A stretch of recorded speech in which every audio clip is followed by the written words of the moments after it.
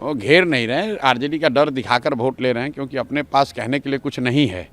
तो पीछे कई दशकों से जो एनडीए है, भाजपा है, नीतीश भाजपा है, ये लोग का सबसे बेहतर वोट लेने का तरीका रहा है कि लालू जी का डर दिखाओ, जंगल राज का डर दिखाओ और वोट ले लो, ताकि लोग ये कहें कि भाई काम हुआ ना हुआ हो, कम से कम जंगल राज तो वापस नहीं आना चाहिए। लेकिन इस बार वो स्थिति बदली हुई है। प्राइम मिनिस्टर ये जो कह रहे हैं वो शायद उनको ज़मीनी हकीकत इतना पता नहीं चल रहा है। अगर आप ये कह रहे हैं कि जंगल राज नहीं आना चाहिए तो लोग कह रहे हैं ठीक है नहीं आना चाहिए, लेकिन आप क्यों आना चाहिए, जनसुराज आना चाहिए। विकल्प तो एक नया दूसरा है। जब विकल्प नहीं था तब वो प्राइम मिनिस्टर की बात ठीक थी, तब वो काम भी करता था। इस बार वो काम नहीं कर रहा है। राहुल, आप देखिए कि जो प्रवासी मजदूर है, आप लोग तो गांव देहात में यहाँ ज़मीन पर आज पत्रकारिता कर रहे हैं, आप लोग जरा जाकर देख लीजिए कि प्रवासी मजदूर किसको वोट कर रहा है।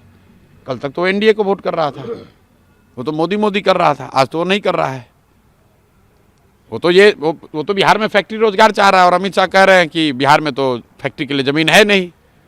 तो इसका मतलब है कि आने वाले सालों में भी बिहार में फैक्ट्री नहीं लगेगा। अमित शाह ने खुद कह दिया, तो बिहार का युवा उनको क्यों वोट देगा। अगर फैक्ट्री लगाने के लिए सिर्फ गुजरात में ही ज़मीन है तो फिर बिहार का युवा क्यों वोट उनको देगा यहाँ। और ये पूछिए आप लोग कि अगर फैक्ट्री के लिए ज़मीन नहीं है तो ये जो बड़ा बड़ा सड़क सब बना है, जिसमें कि यहाँ के यहाँ पंजाब, आप बंगाल को गुजरात से जोड़ रहे हैं, वो सड़क बनाने के लिए ज़मीन बिहार में कहाँ से मिला।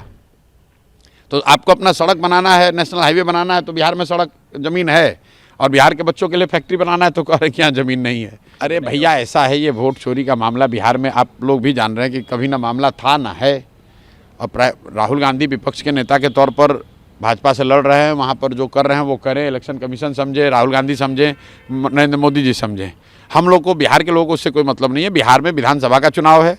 बिहार के लोग ये जानना चाह रहे हैं कि यहाँ पर शिक्षा कब होगी, रोजगार कब होगा, बिहार की दुर्दशा कब सुधरेगी। वोट चोरी से क्या लेना देना है। बिहार में कोई आपको मिला अभी रास्ते में कि मेरा वोट कट गया है। जब किसी का वोट कटा ही नहीं है तो क्या आप वोट चोरी बात किए जा रहे हो। भाई वोट चोरी का मामला है अपना दिल्ली में, अगर मामला है इलेक्शन कमीशन को घेरिए, सुप्रीम कोर्ट में जाइए, देश भर में एजिटेशन कीजिए। बिहार के इलेक्शन को क्यों हाईजैक कर रहे हो। उसमें भेजा जा रहा था, जब एनडीए को, भाजपा को लग रहा था कि प्रवासी मजदूर आकर उनको वोट देंगे, तो उन्होंने 12,000 ट्रेन चलाने की बात कही, 20% डिस्काउंट की बात कही। लेकिन जब लोगों ने ये पाया कि जो प्रवासी मजदूर आ रहा है वो तो भाजपा के खिलाफ वोट कर रहा है, बदलाव के लिए वोट कर रहा है, जनसुराज के लिए वोट कर रहा है, तो आपने छठ के दौरान देखा कि बहुत सारी ट्रेनें जो स्पेशल ट्रेन के तौर पर वादा किया गया था वो ट्रेन खुली भी नहीं है।